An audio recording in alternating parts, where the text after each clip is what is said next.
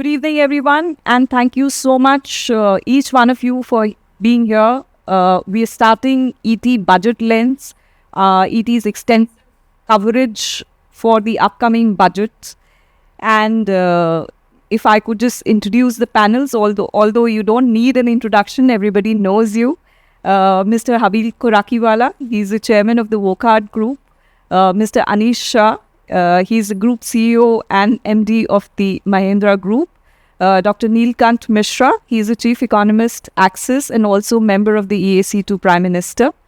Vivek Prasad, he's the chief commercial officer of PwC. Mr. Sudhanshu Vats, he is the CEO of Pidilite Limited. Anubhuti Sahay, she's head India Economic Research at Standard Chartered Bank. So if I could just begin, this budget is coming in the backdrop of lot of upheaval globally. But we have seen a very resilient Indian economy. And there's been a lot of work which has happened over the past decade. And over the past years, we've seen a number of reforms, a number of steps that the government has taken to shield the Indian economy from whatever upheaval that was coming its way from the global front. So in this backdrop, what is it that this budget can do immediately and also going forward beyond FY27? So to begin with, if each one of you can share your thoughts, 2 minutes, just an opening remark on what your thoughts are on what this budget should do. I'll be partial to my gender, and I'm going to begin with Anubhuti here. Thank you. So over to you, Anubhuti. Thanks, Deepshikha. So I think, first let me paint a picture of where we are coming from and where we are heading in 2026. 2025, as you very rightly mentioned, India withstood all the tariff-related uncertainty pretty well, and we are likely to see a growth of above 7%. This was primarily on the back of massive counter-cyclical measures, which was rolled out by the government as well as the RBI in a very short span of time. Plus, there was monetary easing across the world. We had more than 300 rate cuts across the world, which is equivalent to what we saw during COVID years. And dollar was weak, which gave emerging market a lot of breathing space. Commodity prices were very low.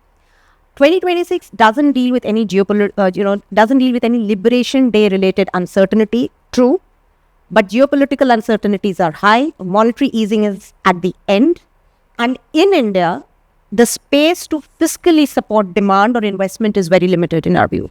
So our sense is that this budget should focus more on structural reforms rather than counter-cyclical measures. Yeah, if we are focused only on 1 year time frame, then a little bit of counter-cyclical support can come. But if we have to realize the vision of a developed country by 2047, there is an urgent need to focus on structural reforms. We need to remember that US has its leverage for rest of the world as the most powerful country, and because they have large domestic demand. China, manufacturing hub of the world, and rare earth. We need to bring back and we need to sharpen our domestic demand leverage for the world to recognize what potential India holds. Mr. Khorakiwala, if you could elaborate on what your expectations are and what you think the priorities for this budget should be. See, I think we are living in an uncertain world geopolitically. And we've only seen 1 year of US president so far. We must recognize another 3 years to go. So it's not short term, but I think world is changing. Uncertainty is going to be order of the day. And therefore, if we have to insulate or reduce the impact of this uncertainty which is happening all around, is what you rightly said. We need fundamental and structural reform. We can't think in short term. We have to think long term. And I think from that point of view, the Prime Minister and the government has focused on research and innovation, and they've earmarked a large amount of funding. But the problem is, the issue would be, it's not the desire to spend on innovation and research. nor the funding which may be available. But the question is, how do you direct this funding, which will fundamentally change the DNA of India to be more innovative, more research-oriented. And therefore, I personally believe the current frame of reference need a complete relook of awarding, giving funding to research and development, because this is for incremental changes, incremental improvement. But if you want massive changes over 5 years, 10 years, you need to create a body who are involved in research and also have a financial little bit understanding, but more involved in research, so they understand which various industries, what research can do and can make a difference. Mr. Anish Shah, your thoughts? So we start with the background or the context. We are coming off multiple budgets which we thought were very well outlined. Those were the budgets that focused on capex, that provided stimulus, that created a greater demand in the market, and that has set up India very well. The demand that we see across industries, and the Mahindra Group plays in 70% of India's GDP today, is quite phenomenal. And we firmly believe that India will grow at 8 to 10% a year for the next 20 years based on the fundamentals we see, and we can talk about that separately. But we are sitting in a very good place. The world around us is completely uncertain, and we do need some stability on that front, or we do need to protect ourselves from that front. But as we look at all of these factors and the fact that India today is poised to add 5 trillion of GDP in this decade, there are only 2 countries in the history of the world that have done that, which is the US and China. And that is very, very significant. So with that, our imperative should be to find our rare earths. What is our rare earth? And our rare earth is the Indian economy, the demand that is generated in India, and being the manufacturing hub of the world. Not necessarily replacing China, but along with China, creating a manufacturing hub. For that, the budget needs to take a number of actions, continuing what has been done so far in building infrastructure, which is one of the key drivers of our growth and the foundation that has been laid so far. In continuing to have policies that make it easier to do business, in continuing to drive down costs of doing business, such as logistics and other costs, and at the same time maintaining the fiscal prudence that we have so far as well. So a balance, but a balance that has been achieved over the last few years and gives us confidence it can be done again. Government, gave a big boost to consumption through the GST cuts. Earlier, there was personal income tax cuts as well. Mr. Vats, your company has a huge interface with consumers. What, according to you, should be the priority for this budget? No, very well said, Deepshikha. I think the last budget and then the GST 2.0 reform, which has followed through, I think is already providing impetus, particularly in certain sectors, particularly in discretionary items. I think I personally feel that to what has been said in the panel already, I think we need to continue to look at structural reforms. We need to look at how India is going to, what are the things that we are controlling? And let me outline a few of them. I think we should look at with the tooth comb on tariff rationalization. I think there is still room there. I think we should do that. I think we should also look at non-tariff barriers, in my opinion. Then, as Anish mentioned, cost of doing business and ease of doing business, particularly in states and where rubber hits the road and districts. I think that'll be very helpful. And the last point I wanted to make on this one is that bilateral treaties are going to become more important in this in the world now. And therefore, as India, how do we accelerate them and facilitate them better? So I was sort of, and particularly in certain sectors. So you identify sectors, and I'm going to the extent of saying that why doesn't Government of India appoint sectoral ambassadors? So I'm saying, so therefore, those are the things that will, so that brings the impetus and then grows the Indian economy, the Indian consumption market, because that is our rare earth, as we are saying. So we've got to drive Indian consumption faster, and that will grow the economy, and that then gives us the leverage and grow and makes us more attractive to the world as well. Dr. Mishra, you wear two hats as Chief Economist of Axis and also as a member of EAC to the PM. How do you see the state of economy right now? What is it that the budget needs to do to actually prop up growth further and also to shield the economy further from whatever we're seeing is happening in the world? So when it comes to the government, I think less is more. The year of FY25 saw simultaneous fiscal and monetary tightening. There was 80 basis points of fiscal tightening, 50 basis points of off-balance sheet tightening. FY26 we saw about 40 basis points, and towards the end some changes, meaningful changes on the GST side. What the economy is clearly benefiting from is improved predictability, reduced cost of capital. For that, the government, I think, needs to stay on the path of fiscal consolidation. They've already said debt to GDP of 50% by FY31. For that to happen, given that in FY28, we will also see the pay commission come in. General government salaries and pensions will rise by about 1% of GDP. There will also be about 5 trillion rupees of arrears, possibly. So this is an opportunity to consolidate fiscally, and I expect that the government will do that. It is also important to clear a path on how exactly the 50% debt to GDP will be achieved in FY31. Beyond that, I think a lot of the reforms that the high-level committee under Mr. Gauba and Dr. Somanathan, so these two committees, these reforms are happening. They don't need to really wait for the budget speech. But there are several, I think, changes that can potentially come about in the budget speech as well. For example, in reduction of import duties that we discussed, I think it's very important that India reduces costs on the import side so that the exports become more competitive. The government has been doing a stellar job in rescinding some of the quality control orders which were restricting imports on intermediate goods. I think accelerating some of those can also be steps forward. But by and large, the budget should be boring, predictable, and less the changes, the better. Well, the budget should be boring. Vivek, what are your thoughts?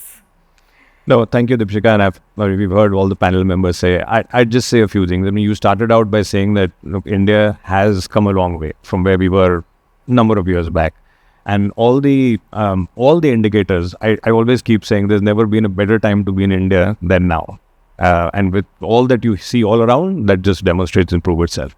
I would say a few things. I would just say, focus on the basics. I mean, we spoke about our rare earths, what's our strengths, what's our USP. I think our USP is our people.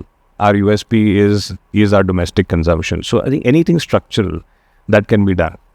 And of course, I mean, there'll be constraints in terms of what can be done from a fiscal perspective beyond a point, because it's a growing economy, it's an emerging market. But, there are so many other things such as structural things in terms of ease of doing business, taking away some of the friction, setting up some of the infrastructure which actually facilitates, making us a lot more competitive. I mean, the reduction of import duties, which makes us even more competitive, setting up some of the industrial parks in areas which brings logistics, etc. down. So I think there's a plethora of things. And I think first, we should also give, compliment, the government of the day to actually, steer us in this direction, as well as some of the organizations like the Reserve Bank and the others who've, kept us safe and in good stead. So I would just say focus on the basics and just not get diverted by, noise which is all around. Mr. Shah, if I could just come to you, over the past few years, COVID, after COVID, public expenditure has been a main driver of growth in the country. And I'm sure you're expecting what I'm going to ask you. When do we really see private investment sort of coming in a big way? When can governments sort of start pulling back on public expenditure, the public capex push?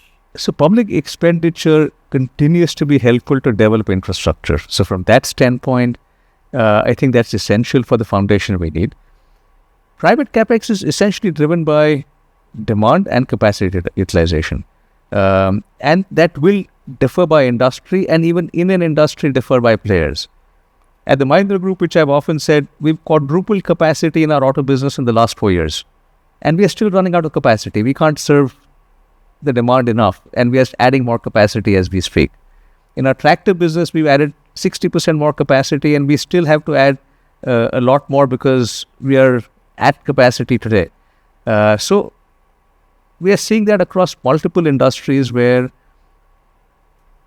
there are some companies that see the demand and are adding capacity. Overall, demand is increasing at a fairly significant pace. A number of industries are hitting 80-85% utilization, and that is a trigger for folks to add more. So this is one where I do feel that private sector will come back strongly with capex and capacity addition, and supplementing the government push on that.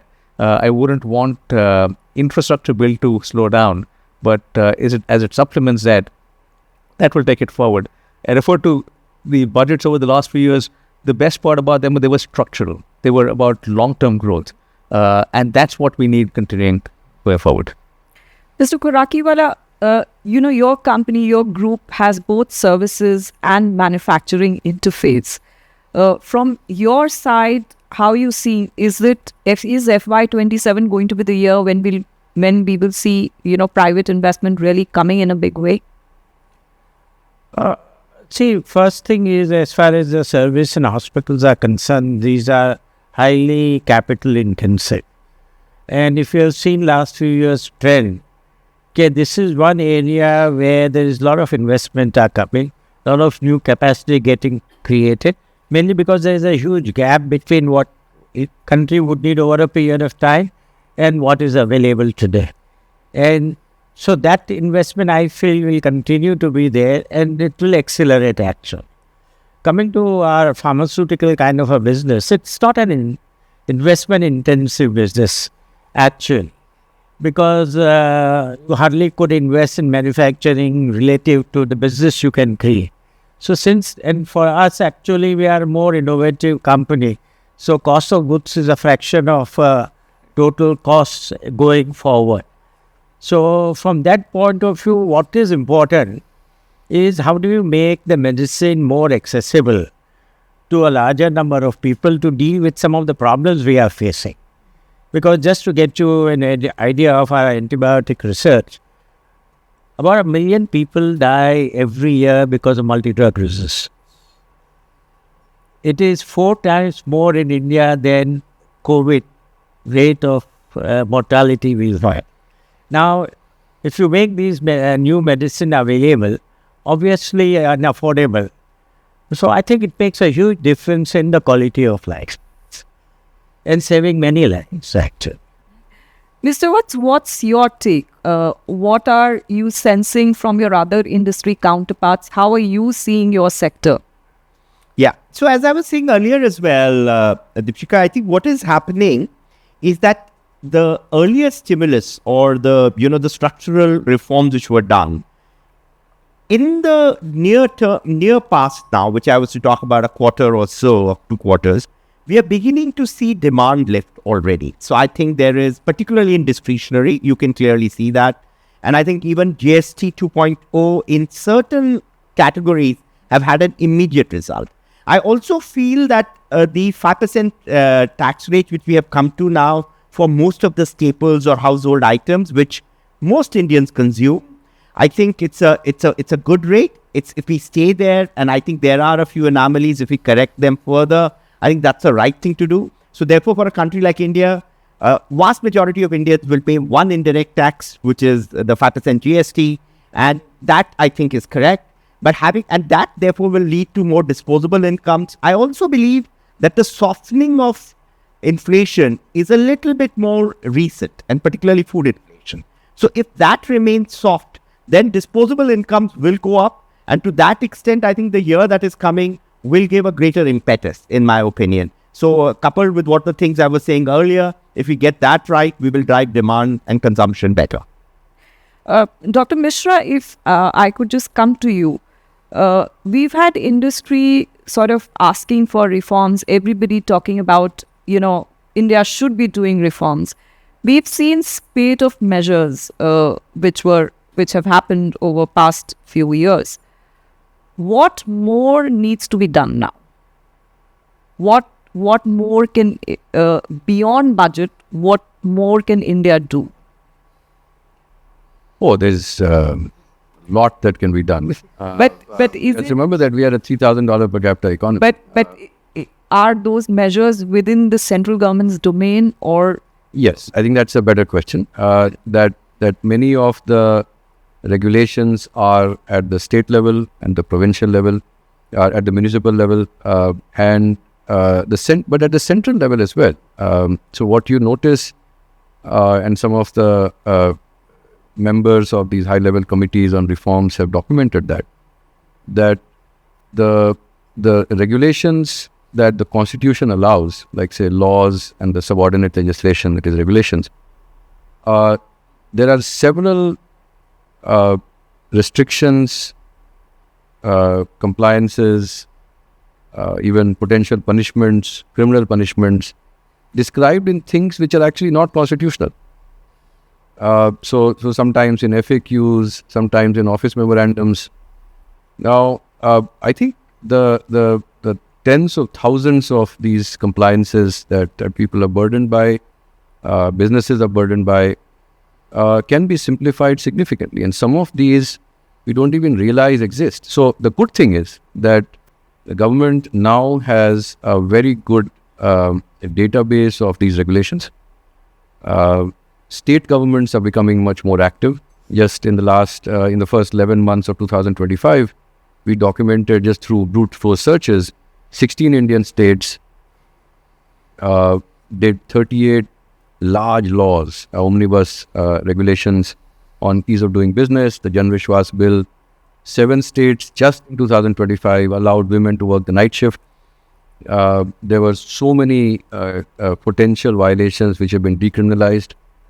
There is a lot more that is happening at the central level. So almost every month, some of these committees are passing. So, for example, the repeal of QCOs that we have seen, the notification of the labor codes, and I wouldn't be surprised if in the next, say, 6-9 months, we see a whole slew of changes which decriminalize many offenses. For example, if you made the chicken coop in a certain material, there was a risk you could be sent to jail.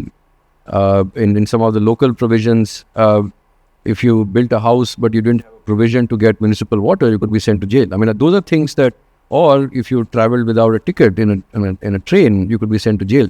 Now, many of these things perhaps don't need to exist. They are anomalies. We have inherited as a legacy, and many of those things need to be wound down. Yeah. Yeah. Hello.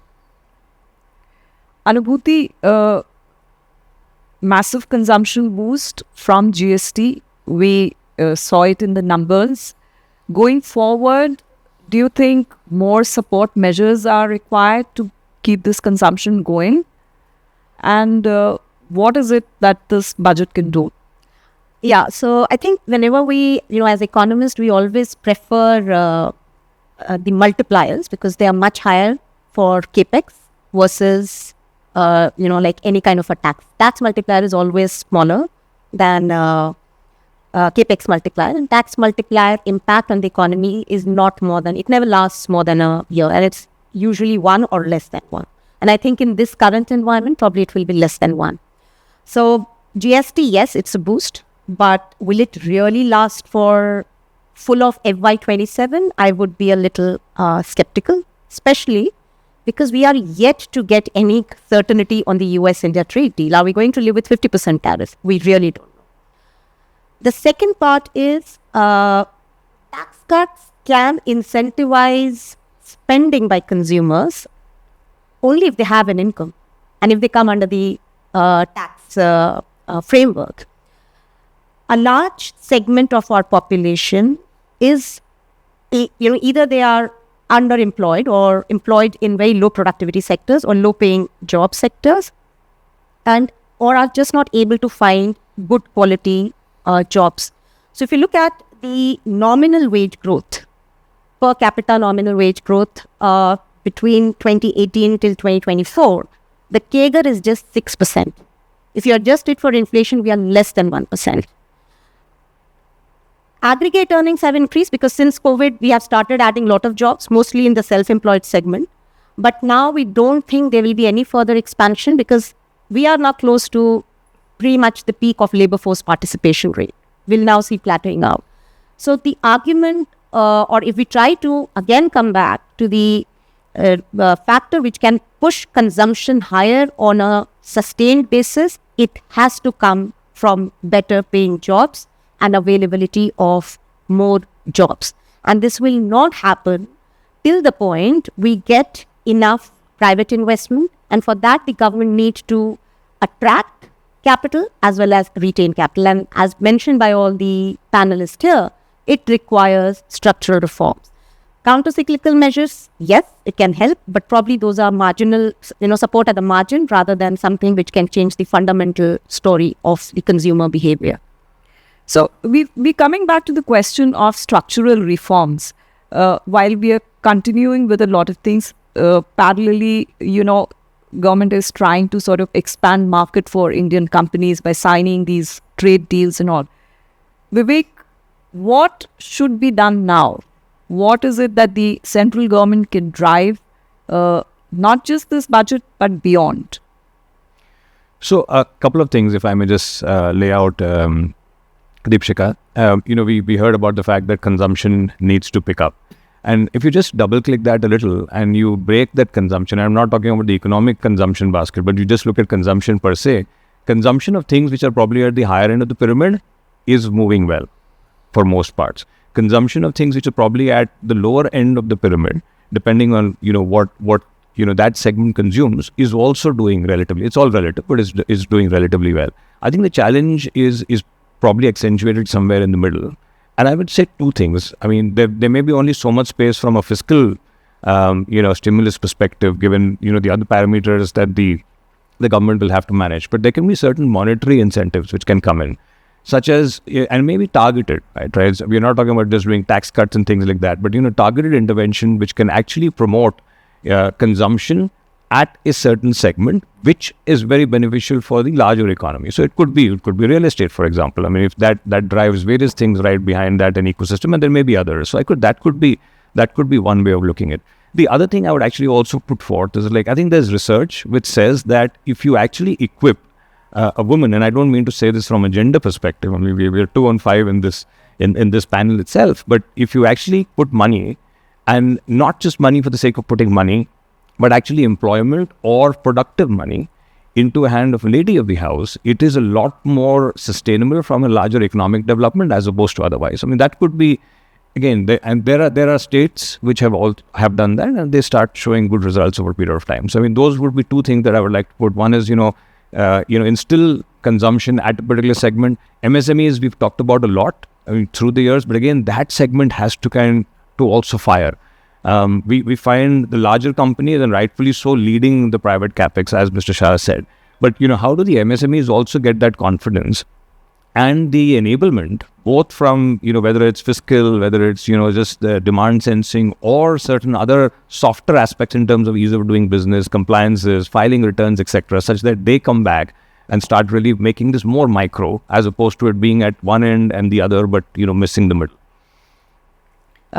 Mr. Shah, this year we've seen unprecedented, geopolitical, geo-economic developments. For a group like yours, which has presence in multiple countries, and or even for companies who do not have that kind of a presence, what do these changes mean? And also in terms of policies, what kind of support can the government provide to shield the industry from such kind of upheavals, wherein your supply chains can get impacted, and also your markets can get impacted? Deepshikha, these are very significant impacts that we've seen, and in some ways, COVID was a blessing in this case. We went through the semiconductor crisis, and our teams were ready at that point to start being very nimble and agile with regard to supply chain. That has come to our help in the environment we see today. We went through something similar with rare earths. Initially, we had a huge impact that we saw but our teams could go out and do a number of things to be able to find alternatives and get the supply chain back on track. But it requires a lot more as we go forward. It requires the ability to understand all the critical dependencies and not just supply chain related. Cybersecurity is another area which is also really taking off in the world and causing lots of problems, as we've seen. Disruptions in many other ways, climate related, etc. So what are all the critical dependencies and how are companies prepared to address those? There are some actions required today in terms of backup plans, and there are some that may be taken when that happens, but at least being ready for it is important. In terms of policies, it's also important for India as a country to identify what are our critical dependencies. We've seen one in rare earths, and in hindsight, that's easy to say, but at that point, it was very difficult because rare earths go into permanent magnets that go into motors. Now, we really haven't thought about that level of supply chain to be able to understand what is a potential impact, but that's what we have to start doing now. That is what the government is doing with help from industry, and a number of companies have started to do that. So as we do that, we've got to have policies in place to be able to get dependence on ourselves or be Atmanirbhar, as the Prime Minister says, on key areas. Mr. Vats, what kind of measures that Indian companies, like Mr. Shah said, we've started looking at diversifying our supply chain. What about your sector? Are there any support measures that are required to help companies take advantage of, these trade deals or to find alternate markets for yourselves? What really needs to be done? Yeah. So, Deepshikha, two things. I think one, for companies like ours, and in general, if you look at a wider consumer sector, even FMCG, I think building on the infrastructure work which has happened, first of all, continuing with it, as Anish again referred to, because to me, the benefits of the basic infrastructure work which has happened, roads, port, and happening is not happened is a wrong word, roads, ports, airports, railroads, will accelerate urbanization in India. So my own assessment is that we moved from a 30% urban to about 35% urban in 2.5 decades. My view is that we have the capacity, and we will, for Atmanirbhar Bharat, move to about 50% urban in the next 2 decades. Now that's a very fundamental shift. But that shift is likely to come because a lot of the groundwork has happened or is happening, because that leads to urbanization. Urbanization leads to more dwellings. And I think therefore more houses, so to say, and nuclearization of households. Nuclearization of households, more houses, leads to consumption in all sectors. And I think so that piece is extremely important as we go forward. And I think we are on that journey. But what can we do to sort of accelerate that as much as possible would be very, very helpful. I think that's the one piece. I think when you look at from outside or any help and so on and so forth, like I said in the beginning, streamlining tariffs, rationalizing them, eliminating non-tariff barriers, and the government is already doing, the 2 CO orders which have sort of been, so some of that work, but continuing to do that work. And lastly, on the bilateral deals, getting clarity and also basically assisting the specific sectors. So it's now going to become bilateral and also sectoral. So if I was to sort of look at it in my mind, it's a matrix of countries where you are going to be having FTAs and bilateral pieces which have been done. And what are the key sectors? And where and all can we sort of be proactive in assisting them? It's one thing to have the treaty, it's another to translate it. And therefore that helps the industry to move forward, I think, in that. Mr. Khorakiwala, innovation, research, there's been a lot of criticism of India not doing enough on this count, lack of government support, but private sector also, when it comes to research, spending on research, innovation, we haven't seen them sort of doing that much. Now, the government last budget announced a research and development fund. It has been rolled out. What more does the industry require so that we can also do very well in terms of innovation and research like some of our neighbors are doing now? Actually, I don't know, as far as our industry is concerned, I cannot speak on behalf of other industries. It is a fundamentally two kinds of issues are there in research and innovation. One is a technological improvement taking place, and which I think in a chemistry-based technology, I think we are pretty moving forward. That's why we have a very significant contribution we have made in developing world, supplying a lot of drugs inexpensively, and also in US, 40% of today's prescription drugs come from India. Then coming to new drugs, that is a very different order of innovation. And therefore, one need to look at this in the context of global competition, because you cannot create a new drug and the resource constraint which we have, both in terms of financial and ecosystem and the people resource, all are inadequate to do that. There is no shortcut to this actually. All one has to do is to improve the ecosystem, and probably what we have achieved over the last 25 years should act as a kind of motivation to others that can be done. So that is one aspect. But if I move away a little bit from the subject you have asked and talk generally, okay, I think India, we have a great opportunity. We talk of simplification, we talk of ease of doing business, we talk of a lot of laws which we have. Why are we not taking leadership as a, because administration of government is a cost to the economy and industry. You have new technology like AI and others are available. We are quite savvy on that area compared to many countries. We have done a terrific job. Why would we not apply in various identified fields, create a person who are there are plenty of people available in this country, and look, what do you do to reduce the operation of the government cost? Okay, partly it is efficiency, it will end into simplification. There would be political cost to that and one has to deal with it. And there is cleaning the country with corruption or other thing can help. But nothing is going to happen. But you need a political mandate to bring about this kind of significant transformational changes in the country. And I believe this government has that mandate. And if with this kind of political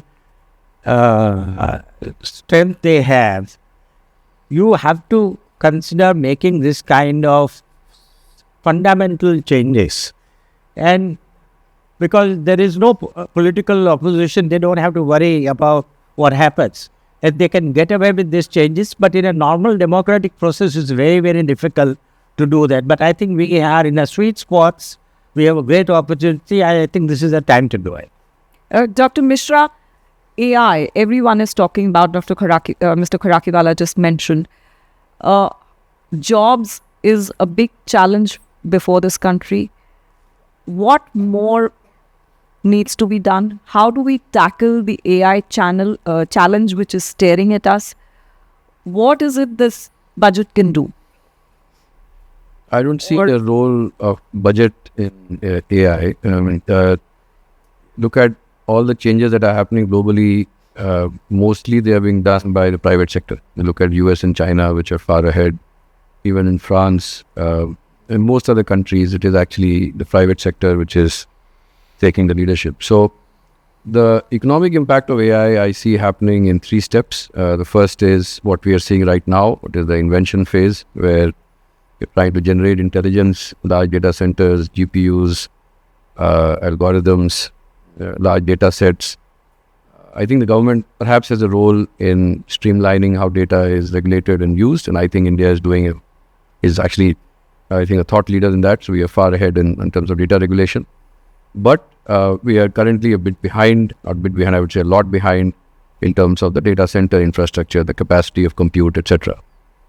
But that's just the first step that generates the intelligence. I mean, how that intelligence is translated to economic gains is what I call the second step, which is the innovation. So how fast is our industry incorporating some of the changes into their business processes? And there again, I think government, beyond broad regulation, or I would say staying away from over-regulating, I think that's the only role. The third step, where the economic impact becomes substantial, is the diffusion part. This is where you'll see India has done a spectacular job with digital public infrastructure, with making sure that everyone has a bank account, everyone has access to digital payments. And I think it's in the diffusion part where India can really take the lead, and where digital public infrastructure. So, for example, just to add to some of the asks from the budget, we currently have a large amount of financial system capacity. So, this is the first upcycle where PSU banks are not impaired, private banks are well capitalized. There is DFI, Development Finance Institution. The NBFCs are in good shape. The bond market is in good shape. And now there is so much of capital coming into, foreign capital coming into the financial market. So there is a lot of capacity to lend. Now, if you just keep pushing it into the same old channels, you will see a very quick end to the cycle. So how do we get more credit to where it is needed, which is the MSMEs, and some of the panelists have talked about it. There are the two things that the budget can potentially do. One is expand the credit guarantee schemes, because the last one showed that with the 18,000 crore cost, you could actually get 6-7 lakh crores of credit into the system. So expanding the credit guarantee scheme for MSMEs, as well as creating or accelerating frameworks so that at a systemic level, the ecosystem can share data and target some of these MSMEs much more productively. So as the credit goes to where it is needed, then the credit upcycle and the economic upcycle can last longer. But on the specific issue of AI, I don't see much of a role of the budget. And we are actually running out of time. So before we wind up and conclude this session, I would just ask you to, if you were advising the finance minister, that one thing which she should avoid this budget, and that one thing which is like top of your chart which she should be doing. Anubhuti, I'll start with you. One thing which she should be avoiding, I would say, any massive fiscal stimulus, because leverage is an important part, especially if we think about it from a medium-term perspective, and interest rates might start moving higher. One thing which she should prioritize, I would say, again, it's not very restricted to, one thing would be, I hope there is a fair bit of level playing field between in tax rates on fixed deposits above 3 years and other long-term capital gains tax, because banks, if they are not able to generate deposit, credit creation faces a constraint. So I think this is important, along with, because we are a capital scarce economy, and this in this environment where global rates are higher, it is important to whip up returns by making the whole process of doing business easier and focusing or targeting the limited amount of capital in cluster-based approach, giving them incentives like tariff waivers, giving them land at highly subsidized rate, what Andhra Pradesh is doing, partnering in order to skill very quickly so that they can get absorbed. I think those kind of things are needed in this budget. Definitely not a very large fiscal stimulus. Mr. Vats, what would one? be... I think the first one is what Anubhuti just said. So I think she should avoid any deviation from fiscal prudence. We've sort of talked about that in the panel, and I think that's we're doing, but we should avoid any temptation to do that. I think from what she should look, I'm again looking at, I wouldn't say it's one, but it's a broad theme, I think, and which India has done and is on, is digitization further in governance. And I think, Mr. Khorakiwala also spoke about that. And let me give you one example. For instance, digitizing customs. I think it's therefore, in automating and digitizing customs is going to be, and just giving one example. But I think, so keeping the theme of digitization in the governance and accelerating that in areas where you could. So I think that's the second. I think that's what you should. Vivek. Let me say a few things, but I'll keep it short. I think what you should focus on, I would say, is predictability. Two top things. One thing she should avoid, and one thing which you think is should be her top priority. Avoid going away from some of the fiscal consolidation and prudent measures that we've been doing. Focus on predictability, simplicity, and ease.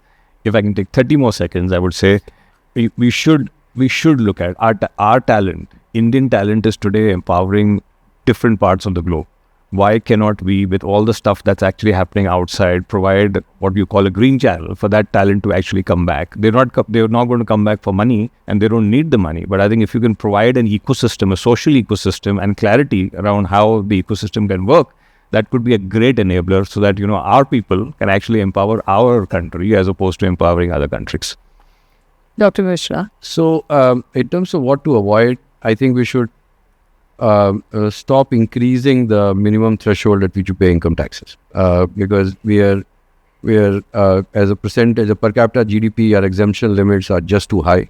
We need to let now the per capita incomes rise and then be very disciplined in not expanding it further, because widening the tax base is very important. In terms of what they should do, while fiscal prudence has been said, so let me just, for the sake of variety, it's a bit nerdy but extremely important. The how the fiscal deficit is financed needs to be looked at much more carefully. The government has not issued any T-bills in the last, effectively the outstanding T-bills in the last 2 years have not grown. And the duration of issuance is like 20 years in the last 2 years, which has kept our yield curve too steep. And what that means, in simple terms, is that the cost of borrowing can come down a lot more than it already has if the government manages its issuance and its supply of paper more carefully. So I agree with Anubhuti and Sudhanshu on must avoid any short-term stimulus, and top priority for focus is investment in infrastructure. Okay. Mr. Khorakiwala. My perception is slightly a different one. Because I don't think the budget is really a financial tinkering which one sees. But many times it is used last few years, if you observe, as a major government policy economic statement also. And if we expand what finance minister or the government would do, would be first, I think there is a kind of tendency, because your digitization can get into micro detail of anything. And one of the things they must recognize is the approach of government should not be more control, because the bureaucracy and the difficulty of simplification comes because I have a resources to control. So that is one thing the finance minister must avoid, to have no more controls rather than simplification. And therefore the opposite of that is simplification. Right. Thank you, everyone, for joining us on this. And I think it'll be music to finance minister's ears to hear the message that industry is sending out on fiscal consolidation. So thank you, all of you, for joining us today for Economic Times Budget Lens.